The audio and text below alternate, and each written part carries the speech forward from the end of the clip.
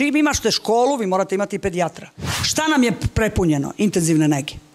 7 ovakvih ambulanti može da se napravi za nedelju dana. Znači, nama pacijenti dolaze onog trenutka kad će da umru. Jer oni su životno ugroženi i idu u intenzivnu negu. To imamo 200% popunjenosti postelja. Ovakve ambulante bi upravo to sprečile. Vama dolazi ispred kuće mamograf, a koji ćete termin vi izabrati za mamografiju, o tome se dogovara vaš lekar sa vama.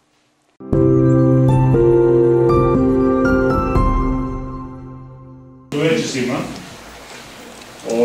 Hvala pre svega mojim meštanima što su se odazvali i gostima ovde u organizaciji Dogovor za Mladenovac. Imali smo jednu ideju i na moju radost gospodin Glišić, naš komšija iz Aranđelovca, me je upoznao sa gospođom Danom i Aleksandar Ćorac, poznajemo se od ranije, profesor isto na Medicinskom fakultetu. Naravno, tu sam se pridružio i gospodin profesor Pavićević koji je iza vas, koji je došao ovde i gosti iz Smederevske Palanke i iz drugih mesta su došli ovde zainteresovani za ovu prezentaciju. Ova prezentacija ima za cilj pre svega medicinski aspekt, to je prva polovina gde će vam gospođa Dana pokazati sve što je radilo ministarstvo, kako je malo pre rekla. Ideja je da drugi deo ove tribine bude ono što je aktualno živimo, a to jeste i politika, ne možemo da izbegnemo. Svi ćete imati pravo nakon ovih izlaganja koje ćemo čuti od naših gostiju da postavite pitanje, znači potpuno slobodno ko šta želi da postavi pitanje, može da bude i kritički, može da bude šta god. Imat ćemo jedan otvoren razgovor, jedan dijalog, a pošto dogovor za Mladenovac, slučajno dogovor za Veliku Krsnu, želi da ovu krizu, da učestvuje u prevazilaženju ove krize koju mi živimo već dugo godina, zato smo mi ovde, pre 2 godine smo bili na različitim listama i političkim opcijama, danas smo večeras pokazali da možemo da razgovaramo u interesu Srbije, u interesu Mladenovca, Velike Krsne, bez obzira na razlike koje postoje. Tako da vam se zahvaljujem još jednom što ste došli ovde, nadam se da će ovo biti dobar recept i za Srbiju, da ćemo postići dogovor za Srbiju na ovom nivou. Znači, prvi deo zamolit ću gospođu Danicu da nam na ovoj prezentaciji koja će biti vizualno pokazana objasni kako ona vidi to, a ja bih voleo da Krsna ima priliku da možda konkuriše za takvu jednu savremenu ambulantu, jer mi imamo problem stare ambulante koje imaju nerešene imovinsko-pravne odnose. Imamo veliko selo koje se smanjuje na žalost naglo i ako Bog da i ljudi imaju utice, ovi ljudi ovde, sutra Krsna u nekim kriterijima može da konkuriše za tako jedan objekat i za sve one usluge koje će gospođa Danica objasniti večeras. To je naš cilj. Još jednom hvala vam. Zamolio bih gospođu Danicu da praktično ukoliko je čovjekat spreman za prezentaciju da predstavi.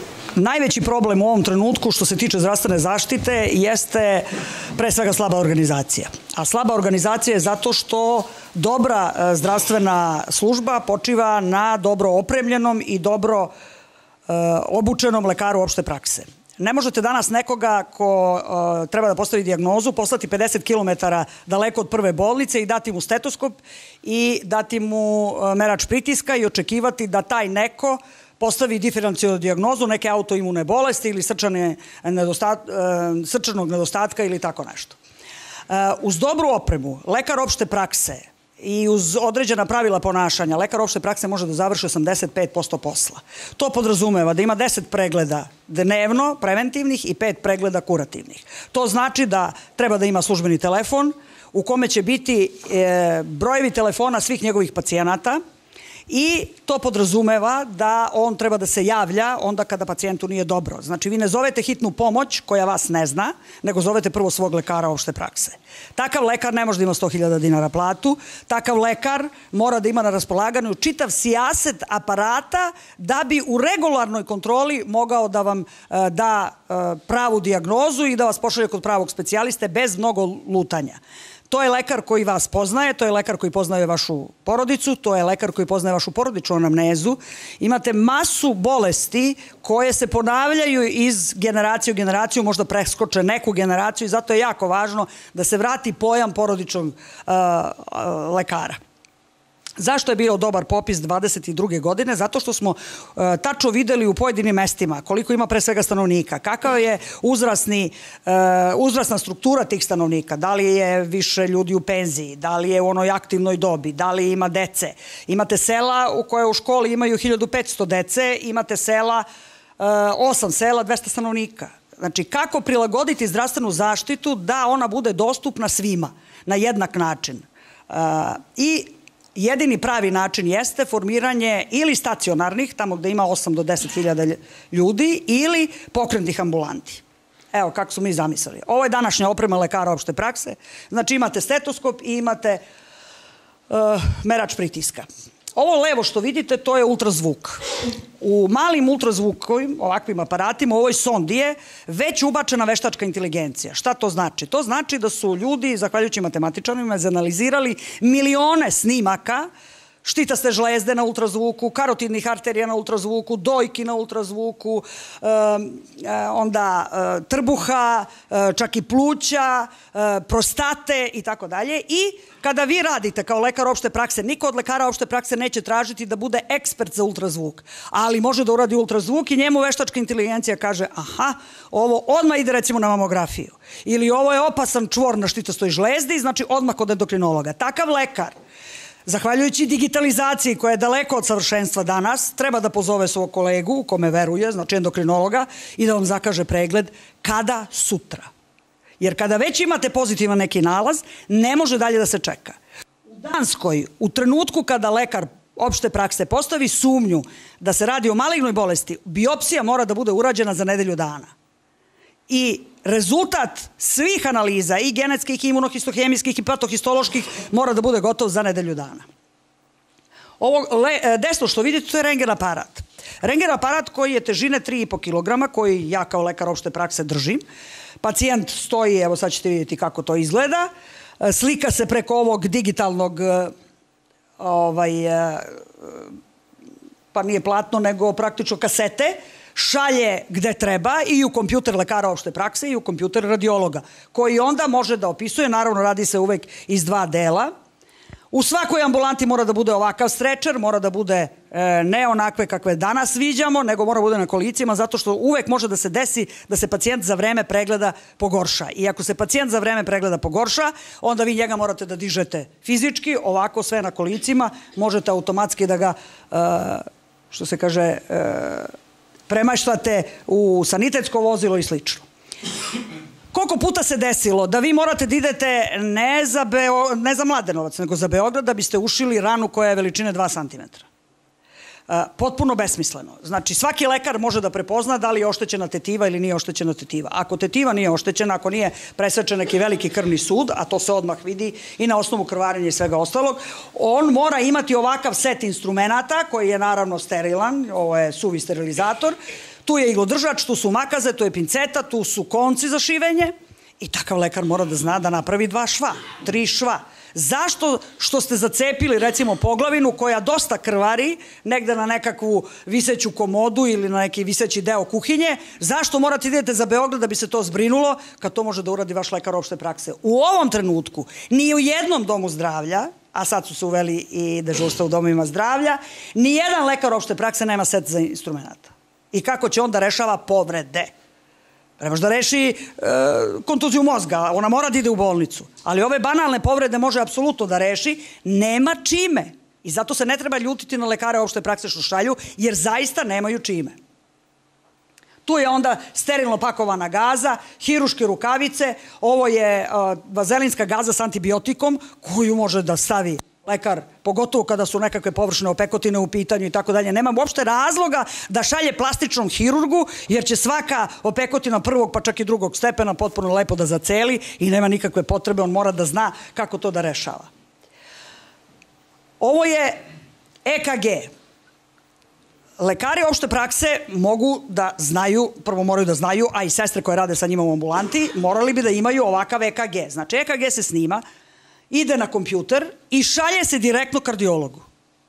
Znači, pacijent je došao s određenom vrstom tegoba, on zove kardiologa tog pacijenta ili nekog svog kolegu kome veruje i kaže, evo, ovakav je EKG i ovaj mu kaže, dobro, njega sad odmah u sanitet i kod mene u bolnicu. Ili mu kaže, ne, daćeš mu sad takvu i takvu terapiju, zovi me za 2 sata, pa ćemo da vidimo o čemu se radi. Ili će reći, ne, to je moj hronični pacijent, ja njega znam, on ima takve faze, neka dođe za nedelju dana kod mene, a ti mu promeni terapiju za tako i tako. Znači, vi to završavate u svojoj ambulanti. Nema uopšte potrebe da idete 10 km, 20, 50 i slično.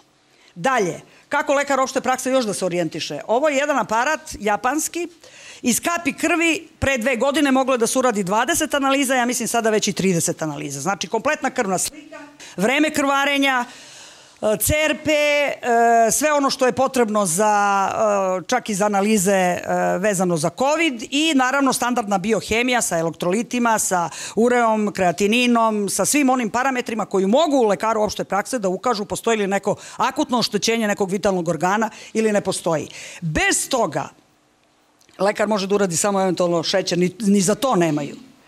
Dalje, u svakoj takvoj ambulanti mora da postoji defibrilator. Znači, mora da postoji mogućnost da se pacijentu kome stane srce oživi. I mora da postoji ovaj set za reanimaciju, što znači da takav lekar opšte prakse mora ići na redovne edukacije na 3 meseca, na 4 meseca i trenirati jednostavno na fantomima intubaciju, reanimaciju i stabilizaciju pacijenta do trenutka dok ga ne stavi u sanitet ili dok ne dođe hitna pomoć da ga vozi u bolnicu da će on biti definitivno zbrinut. Dalje, bila sam u jednom selu kod Paraćina i zatekla u jednoj polusrušenoj ambulanti u kojoj naravno WC-i su fantastični, jer je predsednik rekao da WC mora bude sređen, ali zato krov samo što se ne sruši. Mlad čovek koji mi kaže, profesorka, jel bi mogu ja da imam oftalmoskop? Imam dosta dijabetičara, pa da ja na vreme vidim da li dolazi do odvajanja mrežnjače i da ja njih na vreme pošaljem kod oftalmologa da bi ljudi ne oslepe. Zašto lekar opšte prakse ne bi mogao to da uradi? To je jednostavan pregled, pogotovo što sada, zahvaljujući digitalizaciji, on ima direktno sliku koju može da pošalje bilo kom specijalisti oftalmologu koji tu istu sliku može da vidi na ekranu. Dalje, otoskop. Zašto lekar opšte prakse ne bi mogao da stavi ovakvu cevčicu u uvo i da vidi da li se nešto tu dešava, da li on treba isprati uvo, da li postoji neka infekcija ili ne daj Bože nekakav tumor koji raste i koji će jednog dana, ako se na vreme ne zbrine, dovesti do razaranja kostiju baze lobanje. Sve ovo može da postoji u ambulanti i sve to nije uopšte preskupo. Ovo je spisak svih okruga, znači ovde je samo Mačvanski okrug nije rešen, a svi ostali domovi zdravlja su izanalizirani od strane projektne jedinice Ministarstva zdravlja i zaista napravljena je jedna prava analiza. Daj mi, da, analiza je podrazumevala koliko se, gde se sve nalaze ambulante, koliko su udaljene od glavne zgrade doma zdravlja i koliko stanovnika imaju. Tako recimo, evo, Velika Krsna ima 3230 stanovnika, ali ima 2538 kartona. E sad, ovako treba spolja da izgleda jedna takva ambulanta, koja može da se nalazi onde gde se vi dogovorite. Sad ću vam objasniti zašto. Ovo bi otprilike bila jedna ambulanta koja pokriva 8 do 10 hiljada ljudi, ajde da kažemo 7 do 10 hiljada ljudi, koja ima naravno preglednu ambulantu, intervencije, ima stomatologa, njih ne smemo zaboraviti, oni se moraju vratiti u primarnu zdravstvenu zaštitu, tako da ljudi, ako hoće implant, neka plate implant, ali proteze i sve ovo ostalo, lečenje zuba i ostalo, apsolutno ne treba da plaćaju. Ovde je jedna mala čekaonica, tu treba da bude jedna apoteka mala, znači u svakoj takvoj ambulanti lekari koji rade jedan pre, drugi popodne, moraju da znaju koji su to lekovi koji su potrebni i koji se koriste u toj regiji koji će zatrebati svakom pacijentu i to je uvek, mora da bude tu u jednoj apoteci. Stomatološka stolica naravno sa sve instrumentima. Tamo gde imate 8 sela, a 200 ljudi, onda imamo ovakve pokretne ambulante, mobilne ambulante, koje imaju sve ovo, samo malo upakovano i vi idete od sela do sela, možete da radite preventivne preglede, možete da pravite kontrolne preglede. Postoje čak i pokretne stomatološke ambulante, zamislite šta bi to sve značilo ljudima koji stanu daleko od bilo kakvog centra. Na svaku ovakvu ambulantu koju smo pokazali stavili bismo i solarne panele, tako da u svakom trenutku ambulanta ima svoju struju. Znači, nikada ne ostaje bez struje, nikada ne ostaje bez veze, nikada ne ostaje bez Wi-Fi-a i ovo što je bitno, internet veze sa ostatkom zdravstvenog sistema. 7 ovakvih ambulanti može da se napravi za nedelju dana. Sada je napravljena jedna fabrika kod nas u Pančevu koja se bavi modularnim gradnjama bolnica i ambulanti. Znači, oni sklope jednu ambulantu, kao što sam pokazala, ili ovakvu bolnicu na 4 sprata, bukvalno kao Lego kocke. Garancija ovakve zgrade je 30 godina, oni za to vreme održavaju zgradu i ukoliko se neka kocka ošteti, onda je oni jednostavno izvuku i zamene novom. Na tom principu trebala je da bude sagrađena ginekološka akušerska klinika u Nišu i ona je već trebala prošle godine da bude završena, međutim, Expo je važniji. Ovako izgleda jedna bolnica koja je sva u jednom praktično nivou, samo na jednom mestu ima 2 nivoa i tako bi generalno mogli da napravimo i staračke domove, pogotovo za ove ljude koji su teško pokretni, nepokretni ili nestabilni. Iz prostog razloga što taj više spratni oblik gradnje staračkih domova je apsolutno nehuman. Nehuman jer pacijenti onda, čak i oni koji su polupokretni, zavise potpuno od drugih, a ovo bi bio način da se i za njih nešto napravi. E sad, gde tu ide lokalna samouprava i o čemu bismo se mi dogovarali? Znači, vi vidite ovde Velika Krsna i ova 3, znači Senija, Šepša i Šepšina, da, i Dubona. Jeste, oni imaju, vi imate ukupno nekdo oko 8.000 stanovnika. Znači, na vama je da se dogovorite da bi bila takva ambulanta. Da li ona treba da bude u Velikoj Krsni zato što najviše stanovnika ima u Velikoj Krsni ili je svejedno ako ima nekakav lokalni put da bude recimo u Duboni, pošto je ona blizu svima. To je odluka vas. Ne lokalne samouprave, to mora da bude konsenzus svih ljudi koji žive. Napravite referendum kao u Švajcarskoj. Oni prave referendum za put. Oni prave referendum za vodovod, za sve živo prave referendume, što ne možemo mi. I da se onda vidi šta je zaista najcelishodnije i gde je najcelishodnije da to bude. Onda recimo ova 3 mesta ovde, zajedno sa Kovačevcem, bi mogli takođe da imaju jednu ambulantu. Ja sad govorim o broju stanovnika. Ali ako ćete recimo da pravimo prave ambulante u ovim velikim mestima, onda dolazi u obzir da pokretne ambulante zbrinjavaju ona sela koja imaju 700, 600, 400 stanovnika. I opet kažem, ona šema koju ste videli, ona važi za one slučajeve gde nema mnogo dece, gde nema škole. Čim imate školu, vi morate imati i pedijatra. Znači, za još jednu prostoriju mora da bude šira ambulanta. Zašto je značajno da se naprave takve ambulante i takva jedna šema ambulanti? Nama bi trebalo verovatno negde, pa najmanje 5.000 takvih ambulanti, ne samo po selima. Vi imate delove Zemuna koji imaju po 10.000 ljudi, nijednu ambulantu, svi idu u Šilerovu, što je potpuno besmisleno. Recimo Šangaj i Busije imaju oko 10.000 stanovnika. Plavi horizonti imaju oko 20.000 stanovnika, nemaju ni jednu ambulantu. Znači, takva vrsta zbrinjavanja bi mogla da se napravi i u gradskim područjima i u seoskim područjima. Zašto su nama seoska područja onako baš u fokusu? Upravo zbog toga što nam se sela gase. A jedini slobodni ljudi, potpuno nezavisni ljudi, to su poljoprivrednici. I zato sva ova geopolitička, da kažem, mafija ili globalistička mafija, oni upravo rade na tome da unište selo. Da unište poljoprivrednog proizvođača kao potpuno nezavisnog čoveka koji njima neće jednostavno da ide niz dlaku, nego ima svoje interese, ima svoje mišljenje, na osnovu argumenta koji njemu izgledaju logični i tako dalje. Prema tome, pored toga što bi pacijenti dolazili naravno na kontrole, ono što je bitno ovde bi bilo vrlo jednostavno organizovati preventivne preglede. Zna se, znači praktično od 45. godine života svaki muškarac mora da uradi PSA. Danas je standard za screening, kako to zovu, odnosno rano otkrivanje karcinoma prostate, magnetna rezonanca.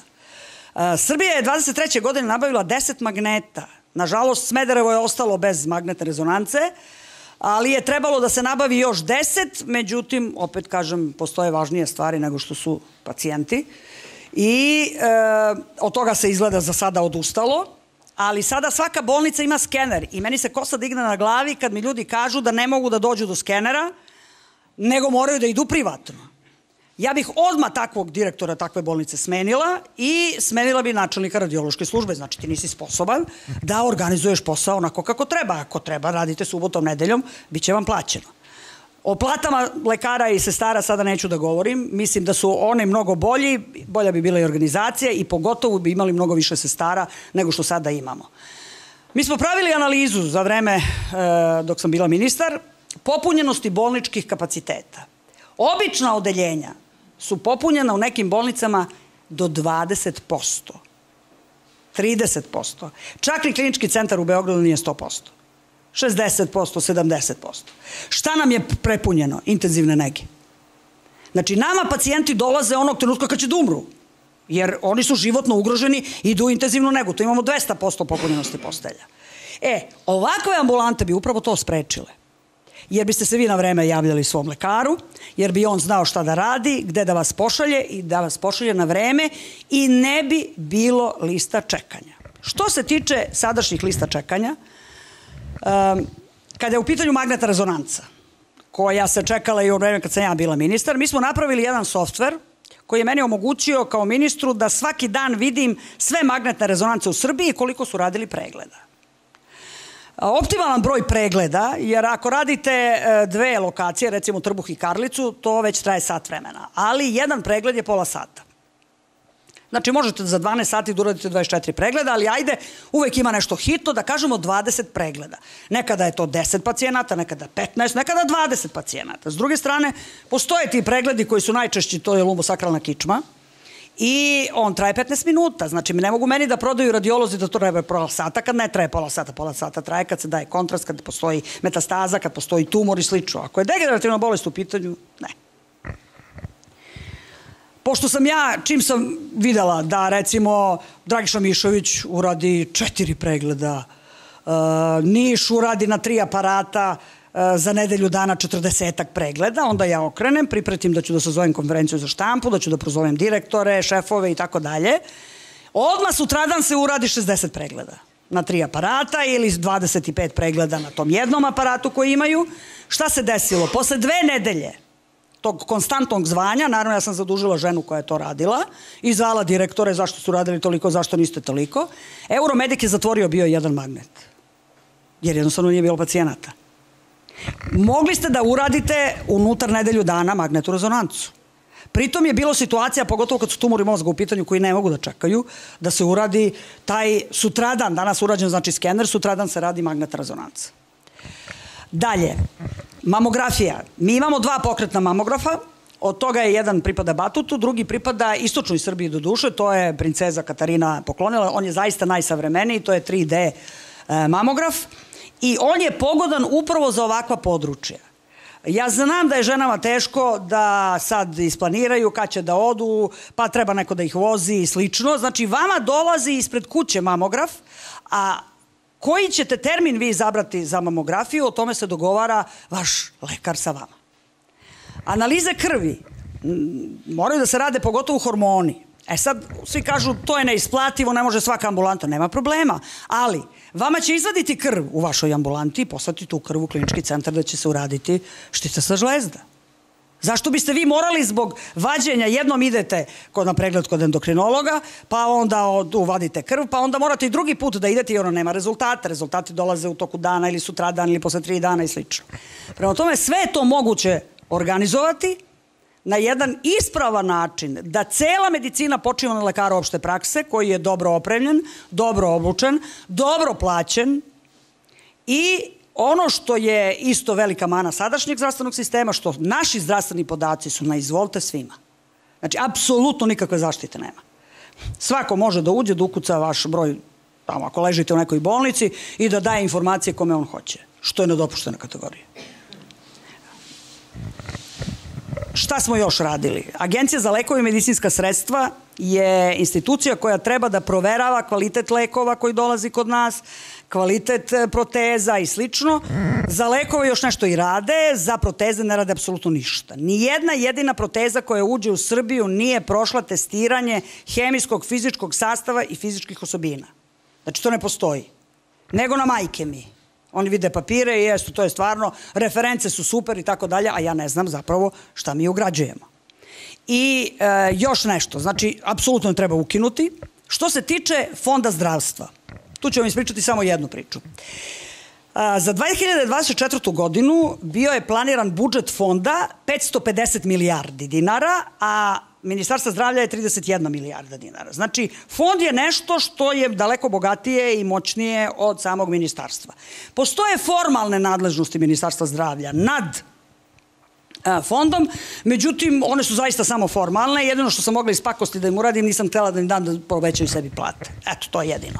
Međutim, zašto to nije dobro? Zato što vi imate komisiju u ministarstvu. Kada se traže neki novi lek, pa onda imate jednu komisiju u fondu, pa drugu komisiju u fondu, pa onda ove koji kao ugovaraju lekove i tako dalje. Sve u svemu napravljen je takav sistem da to traje apsolutno predugo.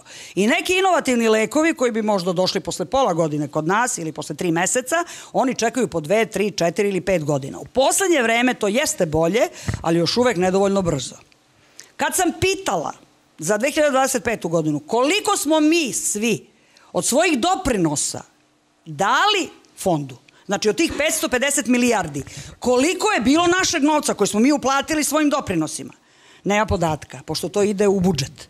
Pa ako ide u budžet, onda nema potrebe da fond postoji, onda je to sektor osiguranja Ministarstva zdravlja, jedna komisija, jedan zahtev, jedno odobrenje i završena priča.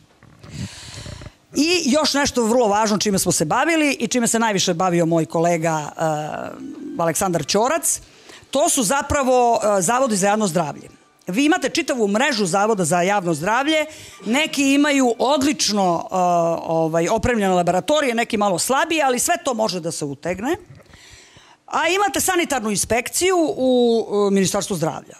Šta će sanitarna inspekcija u Ministarstvu zdravlja? Sem što su preko svojih familija 90% njih potvarali privatne laboratorije koje vam daju rezultate, kakav ti rezultat treba, zavode za javno zdravlje sada bukvalno kubure da li će opstati ili ne. Naša ideja je bila da pored sanitarne inspekcije, pored svega onoga što radi sada Zavod za javno zdravlje, da sve inspekcije, uključujući i poljoprivrednu i veterinarsku, zapravo budu po tim zavodima za javno zdravlje koje ćemo nekako drugačije nazvati, a profesor Ćorac i njegova ekipa su zaista do nivoa svake analize napravili koliko bi to koštalo, što je naravno mnogo manje nego u privatnim laboratorijama. O zloupotrebama kakve sam videla u ministarstvu i tako dalje, to tek da ne pričam. Kako da vam kažem, mi svi koji se bavimo lečenjem pacijenata, gledamo da što pre pomognemo pacijentu i da skoncentrišete se jednostavno na svoj posao. Kad izađete iz tog tvog, da kažem, mikrosveta, vi u stvari vidite ko odlučuje, na koji način odlučuje, totalno bezvezne odluke donosi i jednostavno s tim ne možete da se pomirite.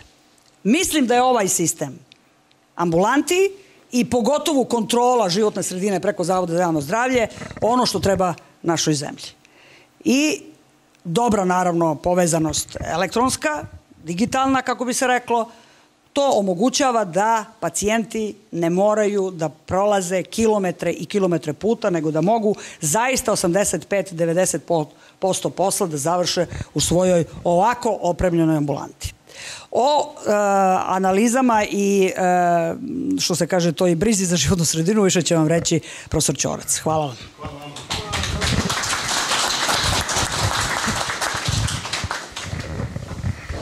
Sada, naravno, profesor Aleksandar Ćorac, izvolite. Nije... Aha, dobro. Još jednom dobroveče svima. Ja ću prvo, kako je red, da vam se izvinim što smo okasnili.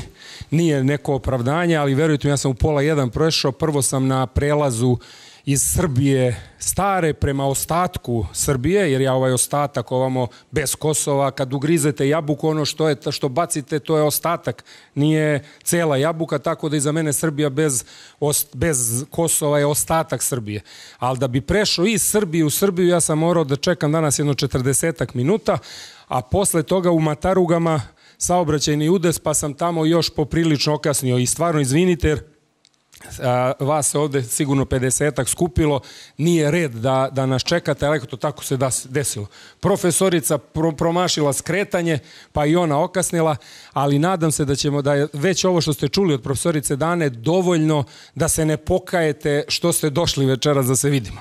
Ja sam sad u jednoj jako nezgodnoj poziciji. Zašto nezgodnoj poziciji? Pa zbog toga što je profesorica Dana hirurg, poznati hirurg sa izuzetnim višedecenijskim iskustvom, žena koja je spasila mnoge živote, ali ne samo, nisam zbog toga ja u problemu. Problemu sam zbog toga što vi sve ovo mnogo lakše razumete. Svako od vas je imao da mu neko u porodici padne pa polomi nogu pa mu treba lekar, pa se sreo s problemima koje profesorica ne može da te go mora se tera na, ne znam, banjicu da bi mu stavili gips. Svako ima, odišao u zabran da poseče malo šume, omakla se sekira, malo se zakačio za Beograd da te šiju. Znači, ovo lako razumete. Kako je sad, ovo je meni problem. Kako ja vama sad objasnim u stvari čitav koncept preventivne medicine i zaštite narodnog zdravlja? A još moram malo i Nebojšu da kritikujem, jer mi on nije rekao da treba spremimo prezentacije. To je, a kako je to? Ali nije to, sreća se to desila, Bog sve uredi i kad mi nećemo, pa došlo sam ispalo je da donese moj računar, tako da ću i tu par stvari da vam pustim.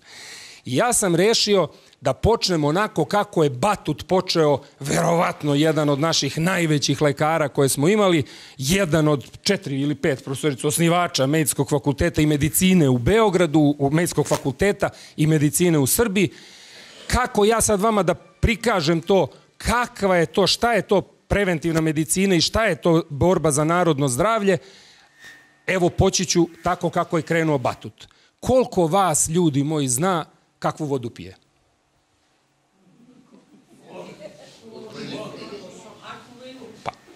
Pa kad ode, samo da znate, najkvalitetnija voda sa najboljim, dokazane studije, najboljim rezultatima za zdravlje je voda sa česme.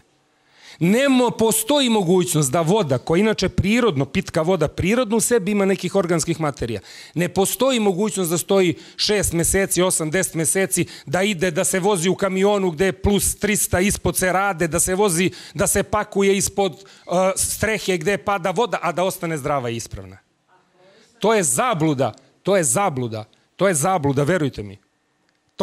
Zašto je zabluda? Pa zato što kao ovo što vam je profesorica iznela, što kontrolišu tokove lekova, pa su se, nažalost, i to ne bežimo mi od toga, jesmo lekari, ali smo svesni toga, čuvamo svoj esnaf, ali smo svesni da i među nama ima lopova ko što ih ima svuda, pa pojedine naše kolege služe farmaceutskom lobiju i farmaceutskoj mafiji, pa vam propisuju, pa odete tamo, on kaže, evo ovo, popi, ali ovo se ne dobija na recept, kupuje se u prodavnici, a tamo kad odete, njegova šifra upisana, pa mu na račun legne 300 dinara od tog leka.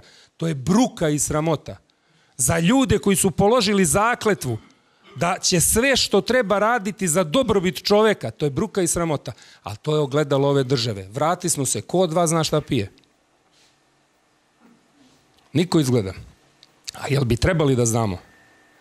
A kako to da znamo? Pa kakva etiketa, to ne gledajte. Da znate ko daje... Završit ću vam po ovu priču sa jednom od tih etiketa kad dođemo do toga šta jedete.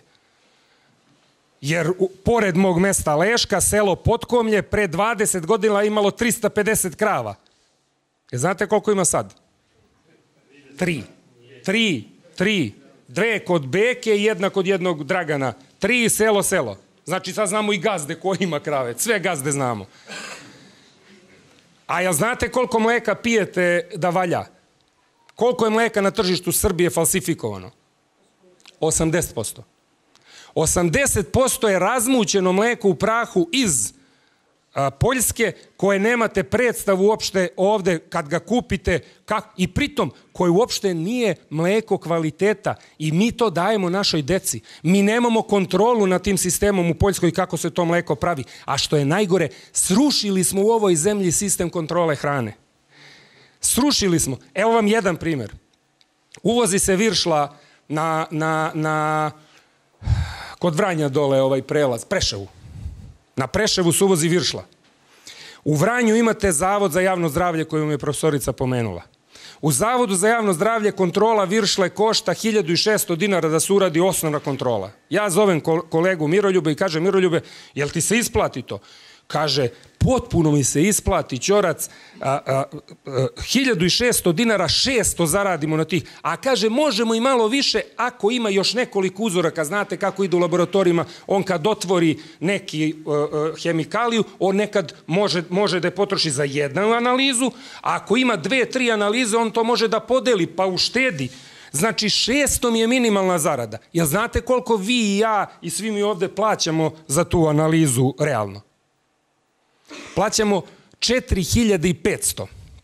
A znate zašto? Zato što sanitarni inspektor sa granice u Preševu pošalje tu viršlu u Jugoinspektu u Beogradu, koji to naplaćuje 4500. Sad ćete vi da kažete, vi ste ljudi ovde domaćini, naši, ako šta ima da nas krasi kao narod, to je da smo imali divne domaćine. I da smo znali da vodimo, čak se naš izraz bio u narodu, kaže, ima svoju ekonomiju, jel tako? Pa pazite, pa svako ko malo se pita, kaže, ko je ta budala da šalje za 4500 umesto 1600? Pa nije to budala, nego on ima 20% od tog uzorka, 900 dinara je njegovo. 200 dinara ide šoferu autobusa u kojem spakuju ručni onaj frižider, on sačeka ga kod Jugoinspekta, to je onda ispred skretanja kod autokomande. I šta se desi? Oni urade analizu.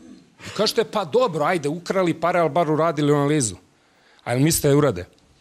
Znate koliko treba da se zaseje mikrobiološki podloga, da se zaseje ta viršla, da se vidi da li u njoj ima nekih bakterija i nečega? Po pravilniku 48 sati, na 24 sata je prvo čitanje da vidiš da li ima, a onda 48 sati čekaš da vidiš šta će od bakterija da poraste. Jel znate za koliko je ta viršla izašla iz Jugoinspekta? Za sat vremena. Znači, niko je nije niko nije. Znači, platili smo 4500. Te 4500 umesto 1600 su raspoređene na svakog od nas. Da smo bar za te 4500 dobili realan proizvod. Ne, nismo, nego smo dobili nešto što ne znamo šta je. A neko od nas je ovde možda dao svom detetu, unučetu, tu viršlu da pojede. To vam je sistem zaštite narodnog zdravlja i preventivna medicina. I sanitarni inspektor. I to su vam sanitarni inspektori. Samo da znate, profesorica to nije htela da vam kaže, a nismo se ni dogovarali, ja pominju, pošto sam ja iz Mitrovice, a ona iz Beograda, pa smo se tek ovde sreli. Ali ona neće da vam kaže, ona je 5 ili 7 podnela krivičnu prijavu. 8 podnela krivičnu prijavu zbog ovakvih stvari koje su radili. I naravno da takva osoba i ne treba da bude ministar, nego će svaka vlast da gleda da je skloni i da ima probleme. Zbog toga. Eto, to je samo jedna u nizu stvari. O ovom kriminalu koji je profesorica pominjala kroz fond i tu bi mogli tek da pričamo, možemo i posle kroz razgovore. Ja bi sad da vama probam da dočaram baš ovo šta je. Znači, prva stvar, nema preventivne medicine, nema sistema kvalitetnog zaštite zdravlja naroda, nema onda ni zdravlja, nema kontrole. Znači, ne znamo šta jedemo, jer smo malo pre rekli da vi sami ne znate šta pijemo. Znači, ne znamo šta jedemo. Ne znamo kakav vazduh imamo. Pazite, vama je odavde otprilike, ako se dobro ja orijentišem, na nekih 70-ak do 80 km, ne više, možda i manje. 50 do 70 deponija u Lapovu. Ona regionalna, je li tako? Je li uradio nekad neko da je došao da ispita bušotine, da vidi kuda idu vode sa te deponije? Ja vas pitam, a ja odgovor znam. Nije niko. Nije niko. A šta je treba? Možda neki bunar ovde, vaš seoski, s kojeg vodu pijate kad vam nestane ili je upravo od te deponije povukao. Sve je to obaveza države, kada ta država radi u ime naroda. I zato vi nemate predstavu o preventivnoj medicini.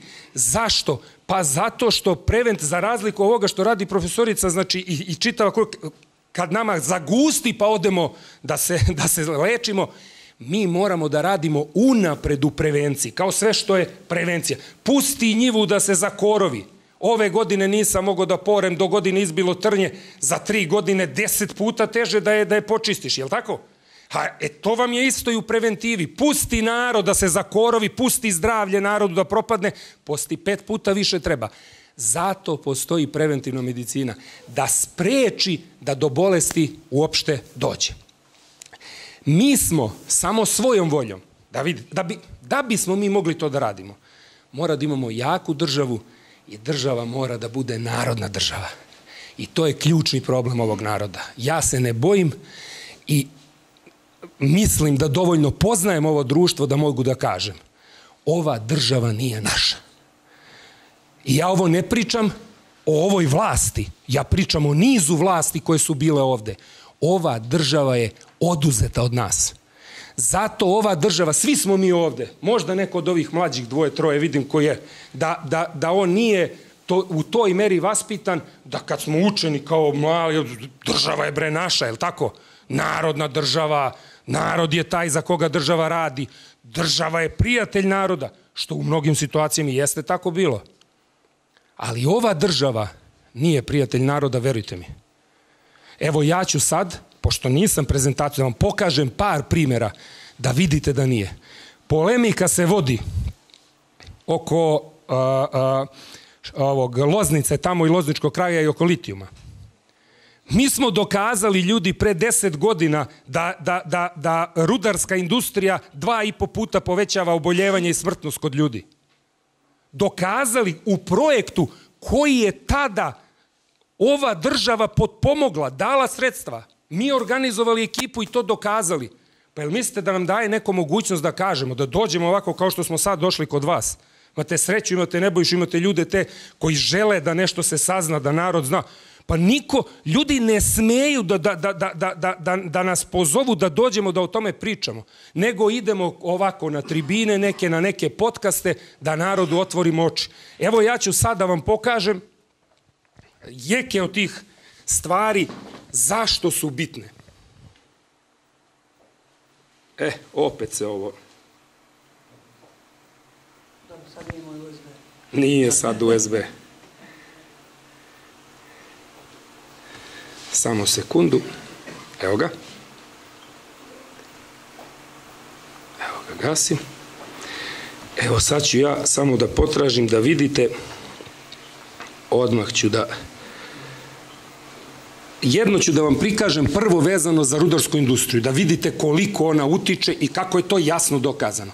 A drugo što hoću da vam pokažem, kad je profesorica bila ministar zdravlja, tražili su, tada je Ukrajina dobila onu municiju sa osiromašenim uranijumom. Amerikanci su im odobrili i profesorica je dobila poziv iz Rusije da neko od nas ode i da Rusima prikažemo to čime smo se mi sretali.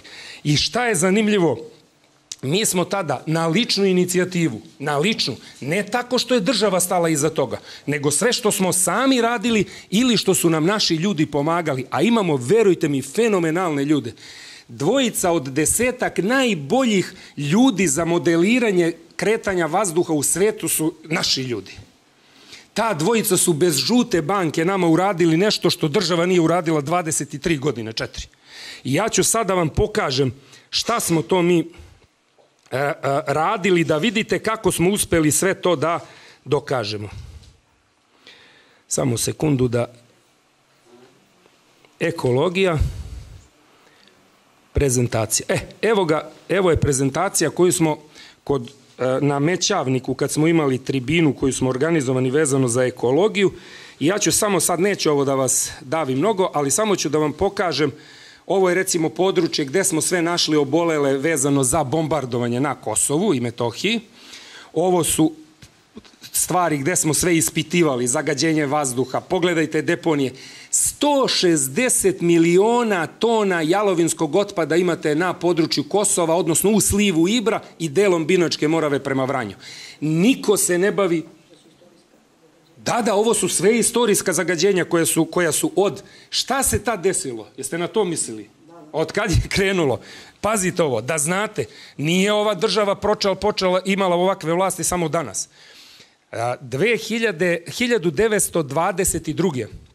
Nikola Pašić je za 11 činovničkih plata, u današnjem novcu to bi bilo, ajde, otprilike bruto činovnička, ne bude 1.500, ne bude i 2 puta 11, to je, koliko to dođe, 22.000 eura, kupio 13 nalazišta, odnosno kupio. Kupite vi kravu za 5 eura. Nego kupio, sam sebi dodelio 13 pozicija, jedna od tih za istraživanje ruda, pazite, jedna od tih pozicija je današnja Trepča koju znate, čuli ste svi za nju.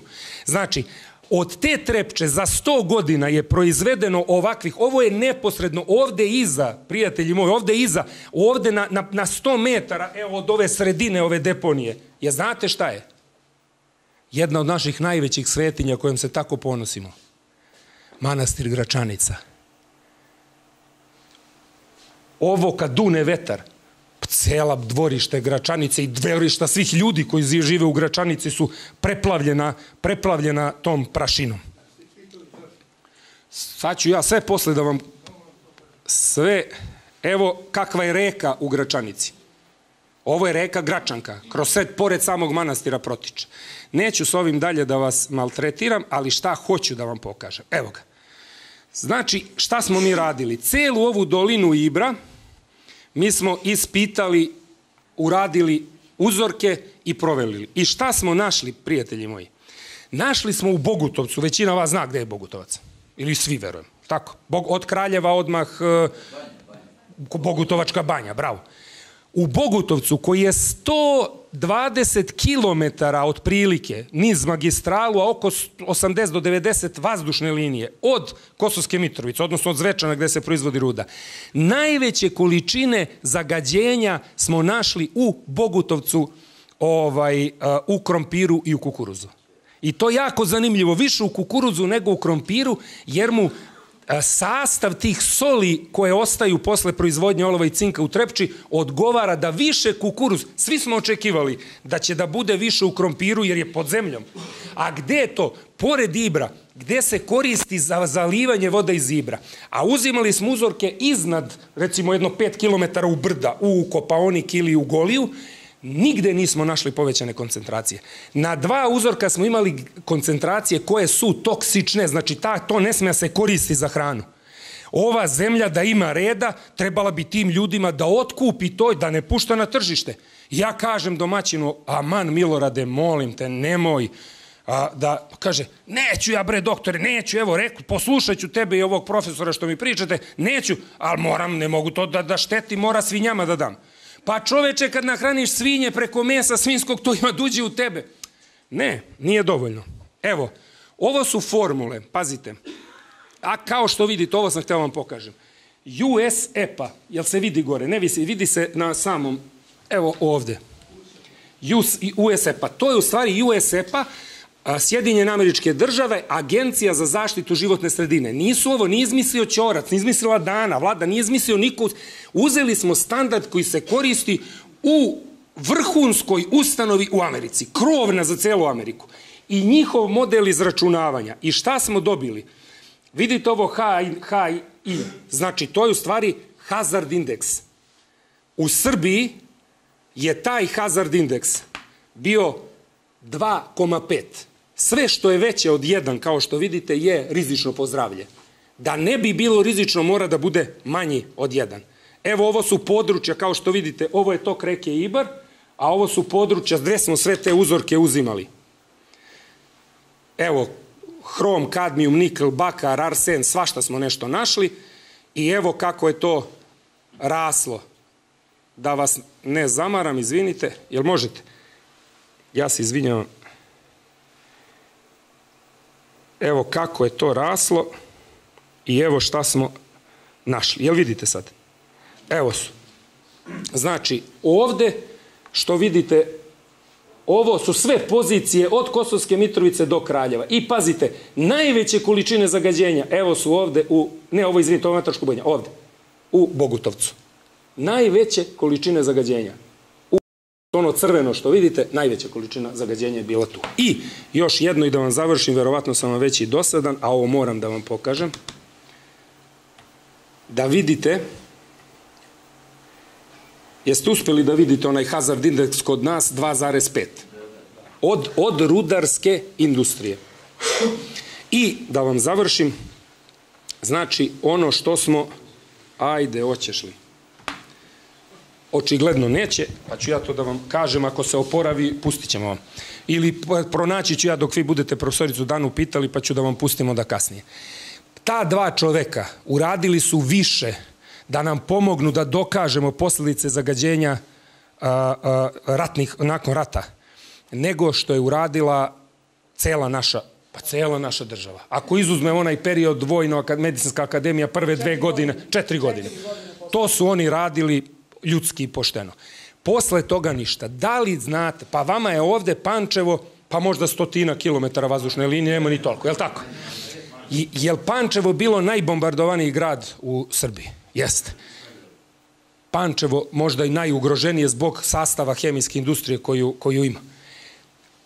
Ti ljudi su nam pomogli 23 godine posle rata, pre 2 godine, da dokažemo, 2,5, da dokažemo da je zagađenje otišlo i sa tim rezultatima ja sam išao u Rusiju na profesoricin predlog, a posle toga je, znate ko me zvao? Makedonci me zvali. Makedonci, udruženje specijalista preventivne medicine me zvalo da na kongresu u Strugi im ispričam. Zašto Makedonci? Pa zato što je zagađenje otkriveno u Grčkoj. Zato što je za vreme rata otkriveno zagađenje u Grčkoj, jer je Grčka jedina imala uređaj da ga izmeri. I Grci su u stvari zaslužni za to što su bombardovanja nekih postrojenja u Srbiji prestala, ali ne zbog toga što su oni nama, jesu nam prijatelji, pokazali su to, ali nije to razlog, nego što je zagađenje do njih došlo. Kad su Makedonci to čuli, onda su me pitali, pa jel imate rezultate? Imamo. Pa jel hoćete, molim vas, da dođete da nam to predstavite? I ja sam otišao i pokazao im te rezultate. Evo ga, otvorilo se.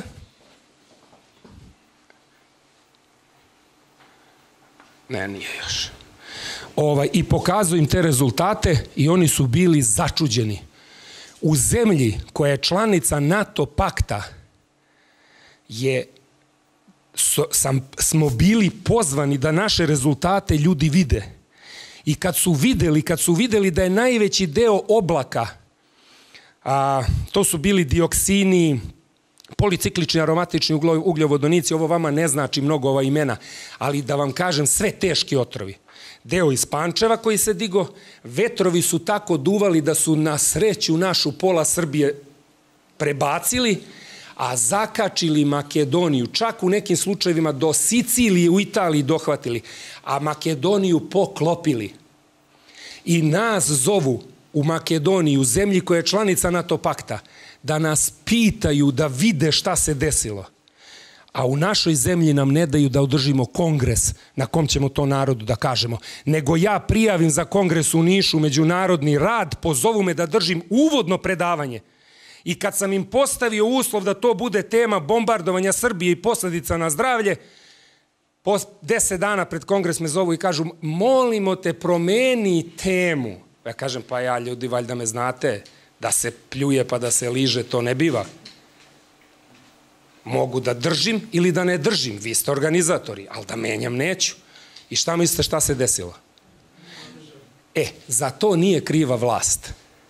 Za to je krivo to što smo mi kao narod se dosta ispoganili. Što smo postali narod kukavica i poltrona. I što ljudi koji imaju trunku svog dostojanstva, i više od trunke, ali kažem, ko hoće da sačuva trunku svog dostojanstva i neće da bude deo tih dilova, prođe kao što je prošla naša profesorica. Hvala vam.